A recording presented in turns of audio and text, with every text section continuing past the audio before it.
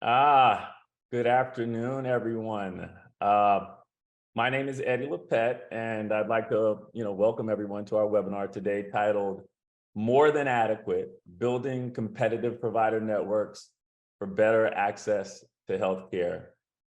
So, on behalf of Zach, myself, and the Andros team, just want to express how pleased we are to host this webinar.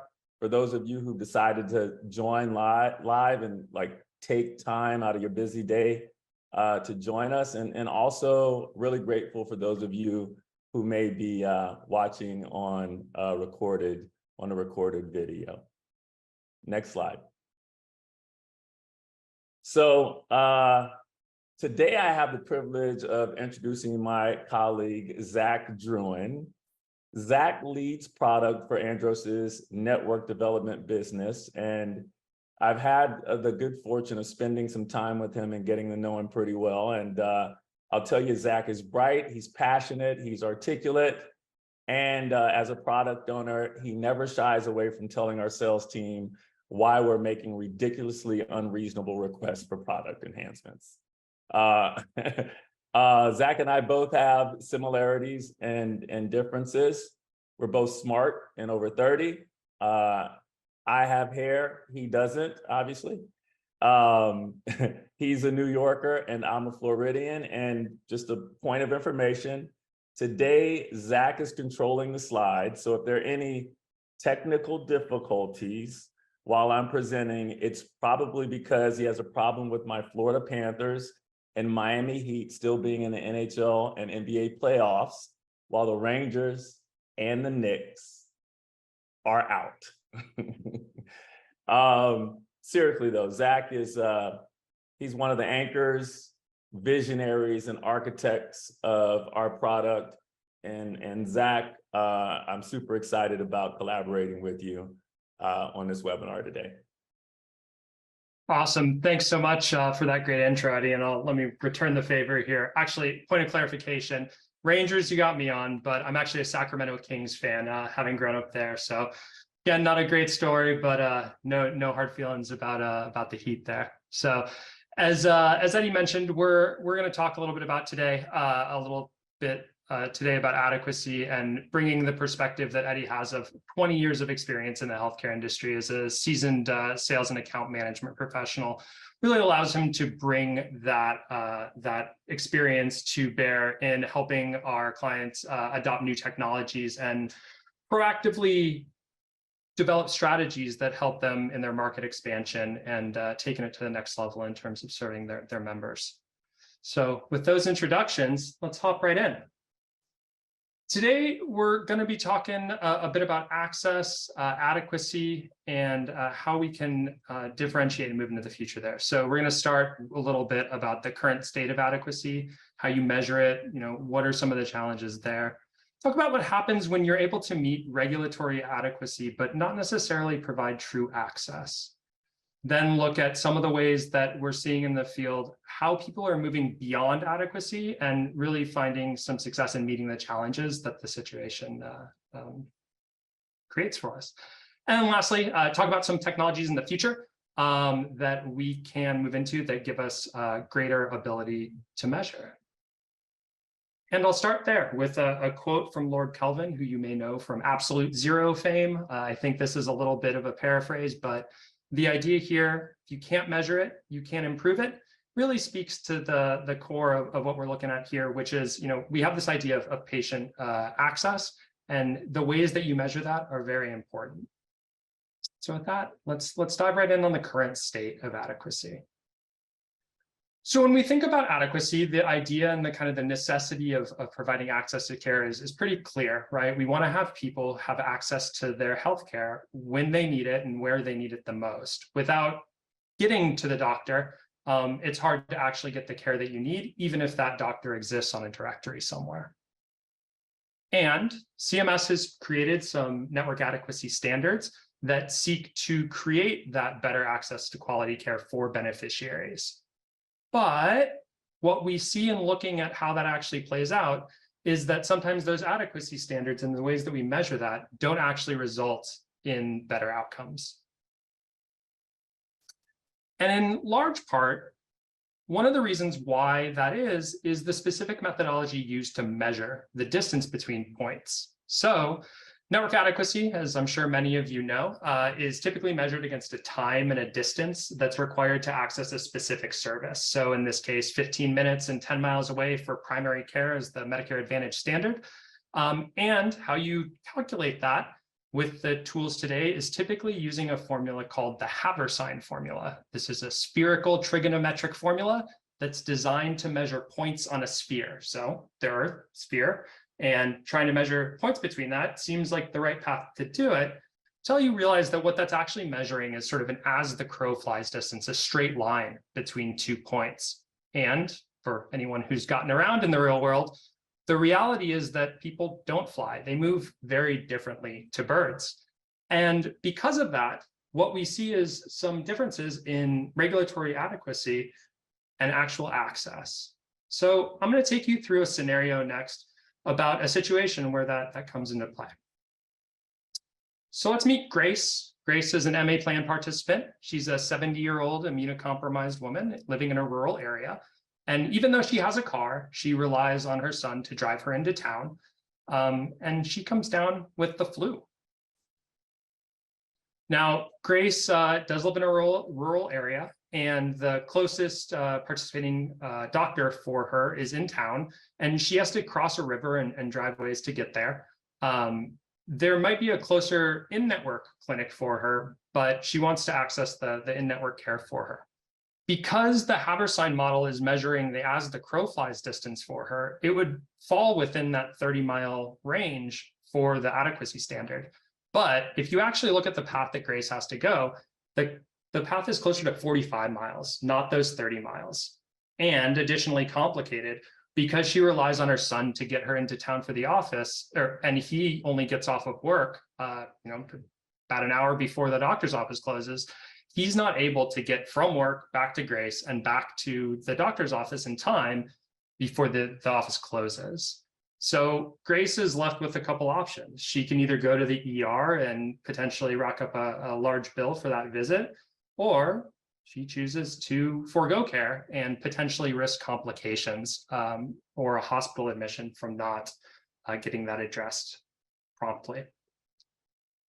And so here we see a very human story of what can happen when just meeting the adequacy standards doesn't actually result in real access. I'm going to turn it over to Eddie here, and he's going to share some insights about what we're seeing in the field when it comes to market pressure and how folks are thinking about moving beyond regulatory adequacy. Yeah, thanks, Zach. Before we really start discussing how the market is influencing healthcare organizations to rethink how they approach network expansion, I'd like to go back to Grace for a second. I'll ask you, how many of us on this call are willing to drive 45 miles to go see a doctor? I'm not. How many of us on this call have postponed going to see a doctor because we were just too busy? I have. And ultimately, when we're thinking through allocating the time to visit a doctor, that process goes something like this. Well, it's going to take 20 minutes to get to Dr. Druin's office.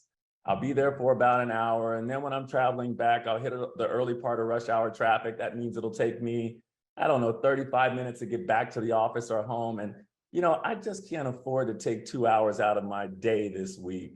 So I'll just hold off for now. And for the attendees on this call, those of us who are most likely relatively in relatively good health, that's not going to put us in grave danger. But for Grace and millions of people like her who are managing chronic illnesses or who have limited resources to effectively manage their overall health, it could be life-threatening. And that's why it's really surprising that the provider network adequacy standards and the industry tools used to measure network adequacy are so egregiously inadequate, because it is a matter of life and death. Next slide.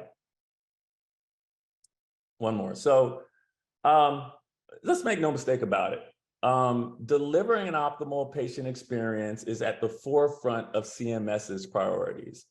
And as a result, it's been a clear priority for many of our partners, some of whom are the largest and fastest growing healthcare organizations in the world. And while we'd love to think that CEO Eddie Lepet is singularly focused on Grace's individual experiences, we know that there are much broader drivers in the market that are influencing strategic decision-making. And I want to share a few of those things for you now. And really the question that we're answering here is, from our vantage point, what factors are reshaping how health plans are or should be thinking about building differentiated networks that deliver the optimal patient experience? And to some extent, we could start and end that conversation with the pursuit of a 5-star rating.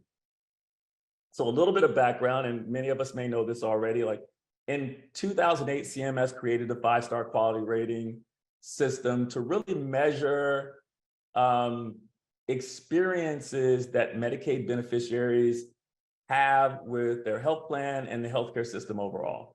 And so under the 5-star rating, health plans are rated on a scale from 1 to 5, with 5 being the highest. And those ratings significantly impact a plan's ability to drive revenue. So patient experience, which is closely related to provider access, has always influenced the star rating. But in 2018, CMS made changes to the star ratings that increased the impact of patient experience measures from 1.5 to 2. So that meant going into 2019, the patient experience of care accounted for close to 40% of the star rating. And then in 2020, CMS increased the impact again from 2 to 4. So what did we see when star ratings were revealed in 2023? We saw fewer plans with 5-star ratings. We saw 90 plans that earned 3 stars when the year prior it was 25. So you have plans going from 5 to 4.5 to 4.5 to 4 to 4 to 3.5 to 3. You saw 37 plans with 2 stars, and it was just 2 the year prior. And what does that mean? So when you look at the past 4 years and drivers that are influencing plans to really look at patient experience, what you see is CMS increases the impact of patient experience from 1.5 to 4 in the star ratings. Star ratings decline, health plans lose revenue opportunities, and there becomes this intense focus on the patient experience. And like I said, patient experience significantly tied to access to care. Can you get the right doctor when you need them at the right time? So we've also seen explosive growth and activity in the Medicaid sector. So as an organization with almost 20 years experience building provider networks, who's built in credential provider networks in all 50 states, who's built in 38 states in the past 6 years, hasn't left states like Texas, Florida, Ohio, California in that time. We've seen this growth in the Medicaid sector, the Medicaid space, and it's really been driven and influenced by 3 things. Since the establishment of the ACA, Affordable Care Act, in 2012 to 2020, what we saw is a 24% increase in the Medicaid beneficiary population. From February 2020 to December 2022, significantly influenced by the pandemic, we saw another 21 million people added to the Medicaid and CHIP beneficiary population, so a 30% growth. And then since the beginning of 2022, there have been 14 Medicaid RFPs that have either been released or due, and 11 RFPs that have been awarded. So what you have is you have health plans that are chasing after market share in the Medicaid sector. But is there a population that's more vulnerable to barriers to access to care than the Medicaid population? No. So the Medicaid space is basically wrought with network access challenges.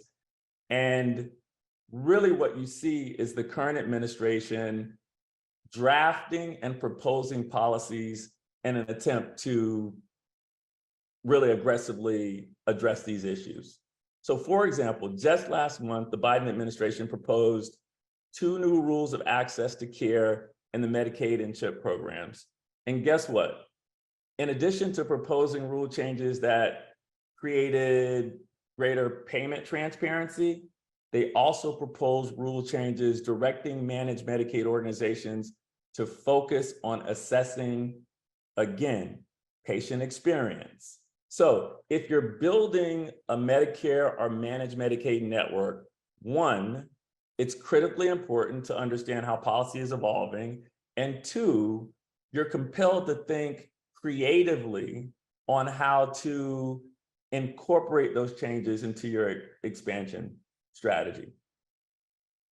So the last area that we've seen that's really shaping strategies that kind of feed to or create differentiation between health plans is long-term support services and home community-based services.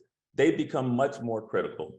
So as a definition, long-term support services are services provided, or care rather, that's provided in the home, community-based settings, or in facilities like nursing homes. And they're generally services that help people live more independently.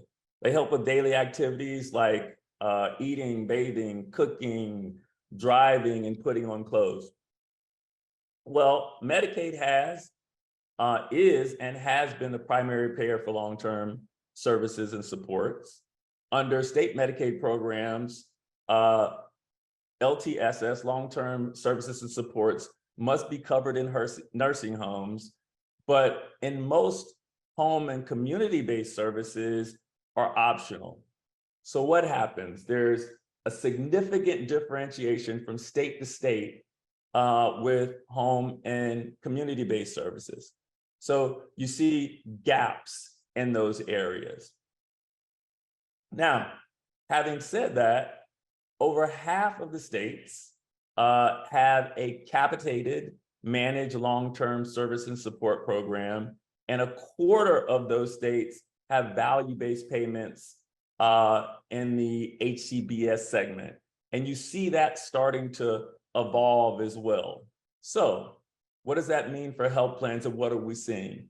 Health plans that are looking to build highly differentiated provider networks are more aggressively expanding the breadth and the depth of long-term support in home community and community-based services.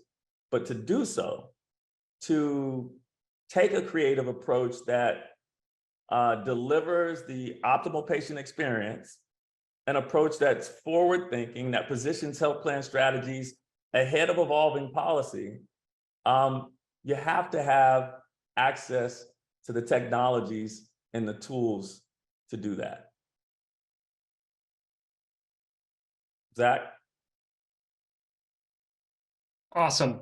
Thanks, Eddie. So that was a really good outlay of some of the challenges that are there with kind of measuring and the market pressures that are coming in, right? There's really a recognition that the status quo today isn't getting to access standards that are sufficient, or access measurements that are sufficient to enable the care that we want. But finding alternatives is hard, as Eddie mentioned, right? The big challenges, looking at the geospatial tools, the measurement of points on the Earth, and looking at that haversine calculation versus something that is more accurate to patient experience. The existing tool sets don't have a lot of transparency. And even if you understand that you want to do something different, there isn't a lot of an ability to customize them. Additionally, the access that Eddie was mentioning to community-based support services and social services generally, so even expanding it beyond services that are typically delivered in a nursing home out in the community, but to things like food banks and things that support people's overall well-being and health. figuring out how we can incorporate those and then measure access to them as well, another kind of big challenge. And the last one really is true across all of the healthcare data space, and that data is often trapped in disparate systems. So even if you're able to measure something accurately, you can only do it with the data that those tools have access to. So you have to be able to bring that together. And as anyone who's dealt with large healthcare data sets knows, that's quite a challenge. But there's definitely some bright spots. So Eddie, I'll turn it back to you to talk a little bit about how people are rising to meet some of these challenges.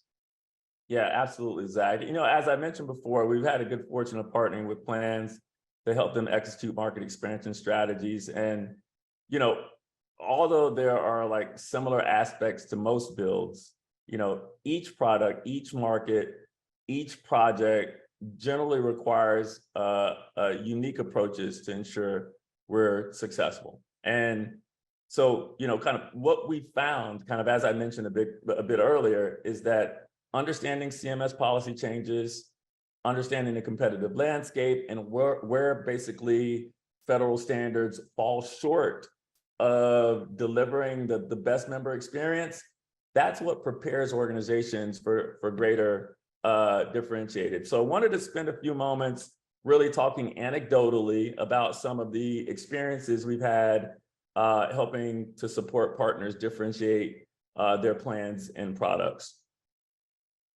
Last year, we were working with a large national that had 2 managed Medicaid builds across 2 states. And then their strategies in those 2 states were totally different. In one state, where they were a new entrant, volume of providers were a key driver. And in those cases, they weren't looking at the minimum adequacy benchmarks. They were really benchmarking the provider to beneficiary ratios of the dominant players in the market.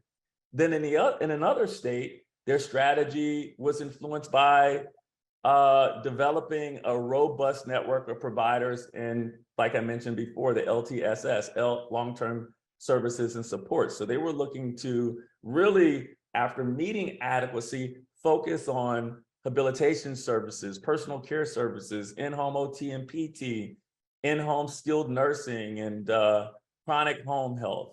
And to be successful there, what we found is like, first, you have to have the right strategy, and then you got to execute it.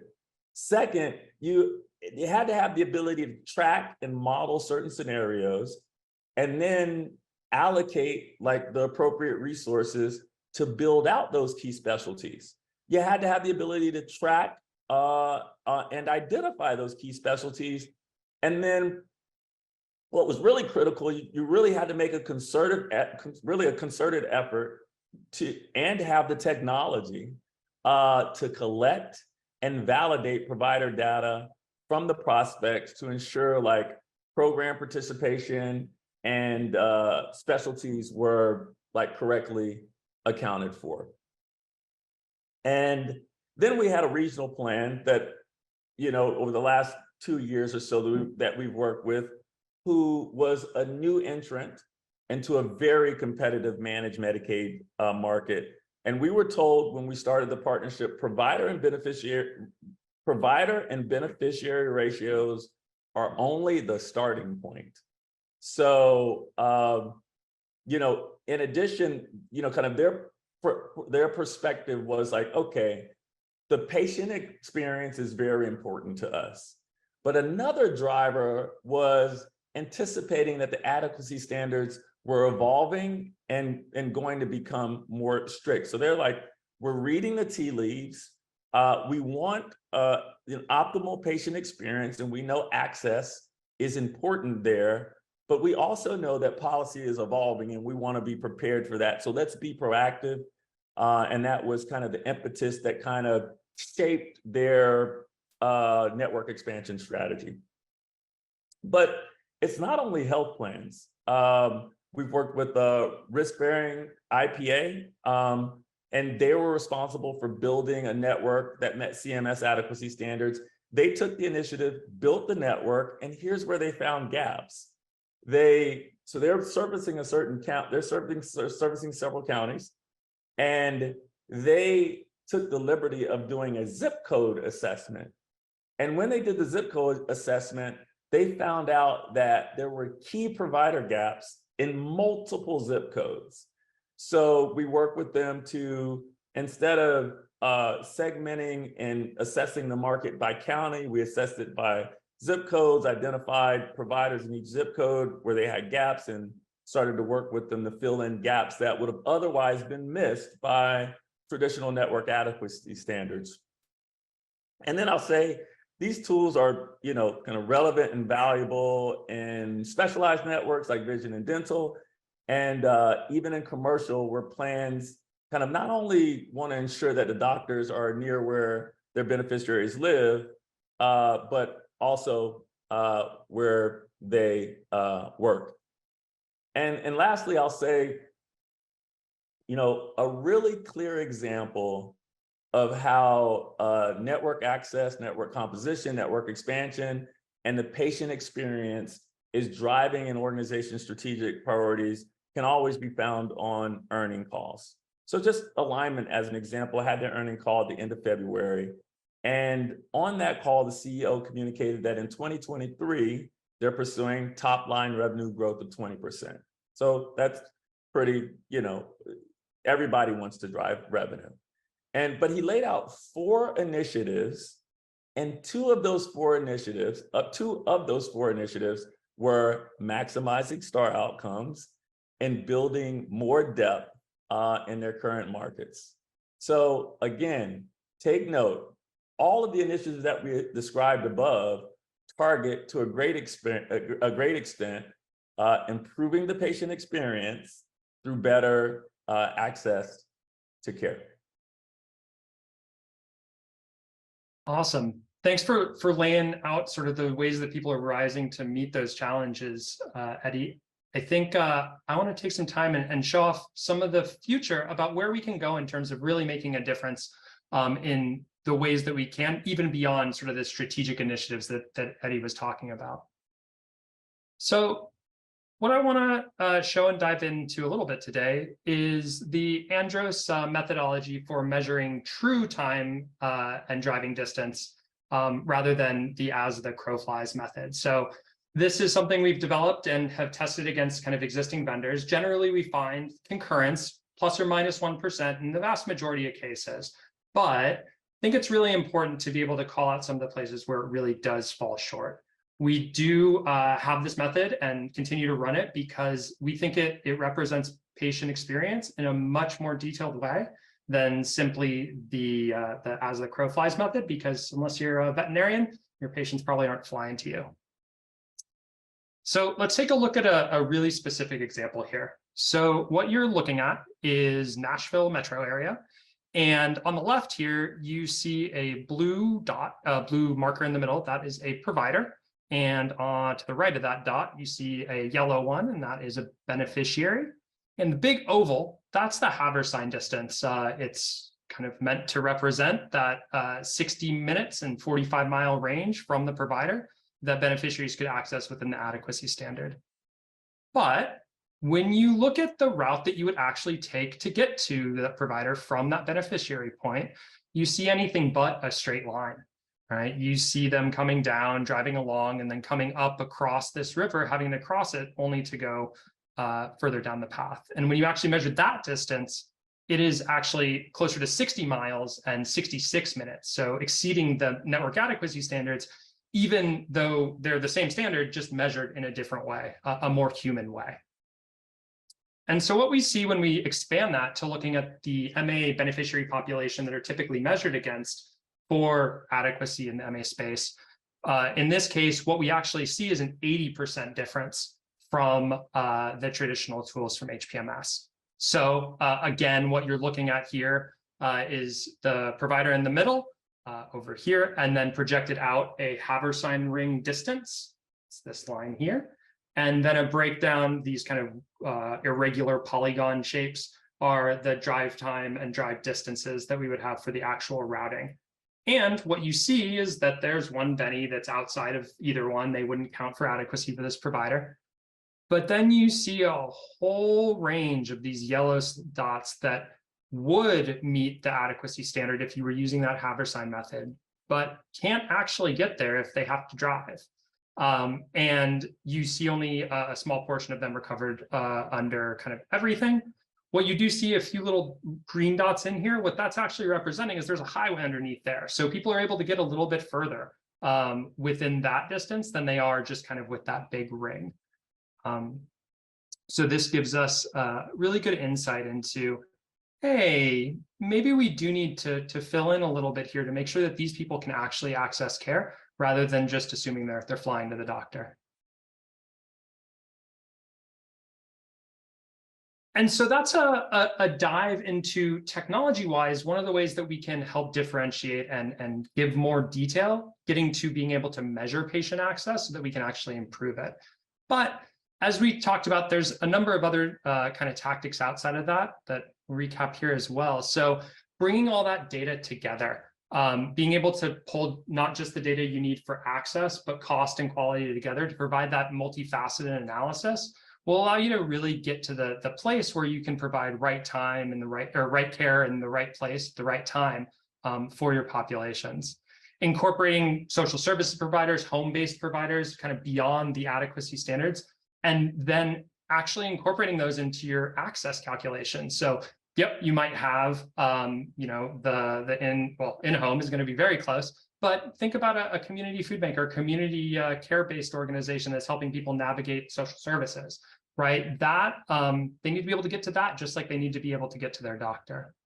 And then lastly, really building beyond the minimum standard, right? Your population may have different needs than what's recommended. And so you really need to look at what people are using, what are they trying to find, but having trouble scheduling appointments, and make sure that you're creating enough supply in the right place for people to access the care that they need and have better health outcomes. So with that, I will turn it back over to Eddie to wrap us up. Zach, what a great summary. I'd add one thing to that. Are you abreast of the way policy is evolving? And are you thinking about differentiating your network development strategies to be ahead of where policy is going? Yeah, great call out. So here at Andros, you know, we developed and are leveraging tools like the one Zach presented today to basically help our partners build, credential, monitor, and optimize provider networks. And we're always interested in learning more about and solving challenges that help make healthcare more accessible to those who need it most. So we wanted to thank you for your time today, for taking time out of your day-to-day. And if you have any questions, please feel free to lobby them on the Q&A or reach out individually. And if not, we will make this webinar available online and send the deck out to all of you that graced us with your presence today. So we'll open it up for questions. And if we don't have any, we'll wrap it up.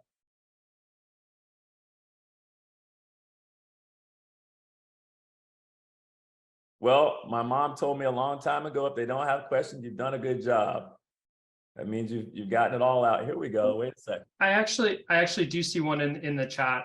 So the question is around kind of the improved method of network adequacy that turn by turn gain traction with major payers and or the legislative portion. So I think the legislative portion, definitely something we're working on. I think one of the things that we see is regulatory lock-in or kind of the existing tooling built into a lot of kind of the standard practice that's in there, and being able to provide evidence that, hey, there's some places where this is falling short is something that we're definitely focused on.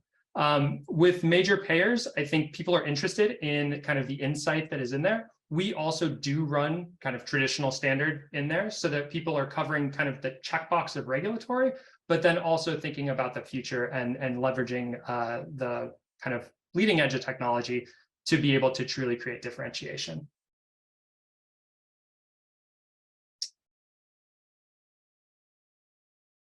Oh, and I see one other question coming in here around collecting various Medicaid standards. So Yes, Andros does collect various state Medicaid standards. What we find is a mishmash of different kinds of things. Some states are very clear about what they want you to measure, and some of them are not. And so I wish it was as simple as just making sure we collected the information and we're then able to adopt that strategy. But a lot of times there's some interpretation or kind of squishiness around what you're actually measuring. I'll give a really specific example around the way measuring time and distance, so we spent a bunch of time talking about today. So what you see a lot of times from the state Medicaid regulations is they are interested in measuring member access. So not proactively like the MA space where CMS provides a set of beneficiaries that you can use as the kind of the example that you want to build providers against.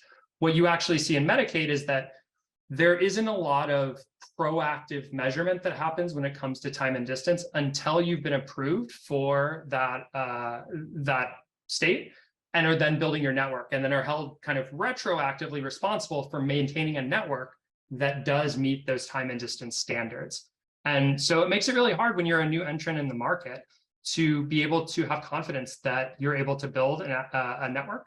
One of the things that Andros is able to do is flexibly change the beneficiary set that we're using to measure against. So if you have projected membership populations, you can use those to be able to actually measure, hey, we expect our population to look like this, and this is how we want to maintain and provide our network.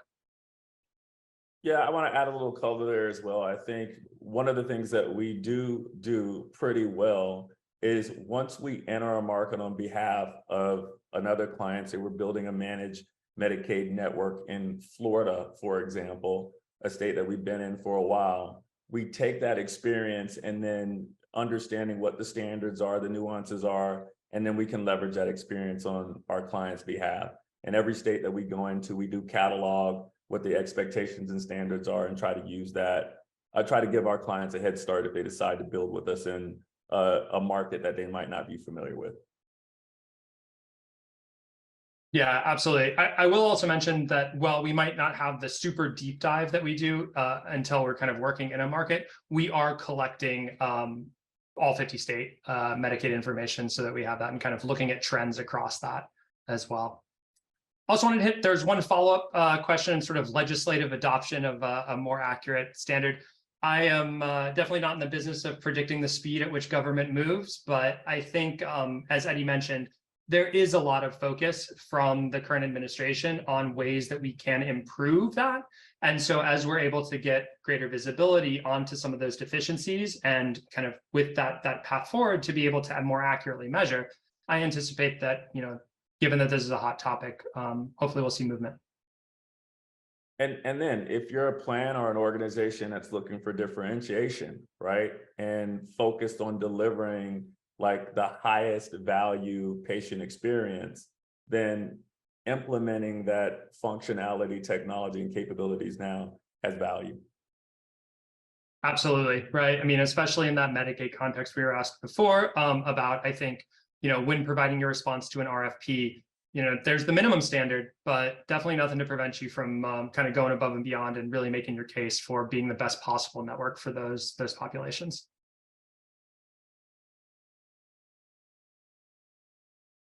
Awesome. Well, I think that was the questions in our backlog. Thanks for the great questions, everybody. Well, I'll wrap up by saying my uncle told me if they ask questions, you've done a great job. So we appreciate you taking the time today. And again, we'll make the presentation, the webinar available online, and we'll send the deck out to everybody that joined us today. Have a great week. Great afternoon.